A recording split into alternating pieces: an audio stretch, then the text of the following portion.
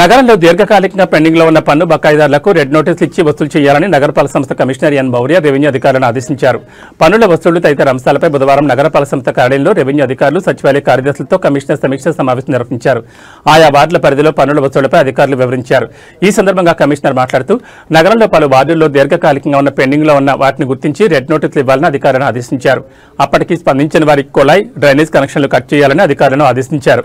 సచివాలయ కార్యదర్శులు తమ వార్డుల పరిధిలో అన్ని తనిఖీ చేయాలని అన్నారు. ప్రభుత్వ ఆస్తుల బకాయిలకు నోటీసులు జారీ చేయాలని ఆదేశించారు. ఆస్తి పన్నుతో పాటు అన్ని రకాల పన్నులు సకాలంలో వసూలు చేయాలని తెలిపారు. విధి నిర్వహణలో అందరూ సక్రమంగా ఉండాలని, ఎటువంటి సమస్యలున్నా పై అధికారుల దృష్టికి తీసుకెళ్లి పరిష్కరించుకోవాలని తెలిపారు.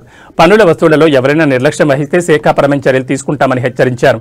ఈ సమావేశంలో డిప్యూటీ కమిషనర్ అమరయ్య, రెవెన్యూ అధికారులు సేతు మాధవ్, రవి, రెవెన్యూ ఇన్స్పెక్టర్లు, వివిధ కార్యదర్శులు పాల్గొన్నారు.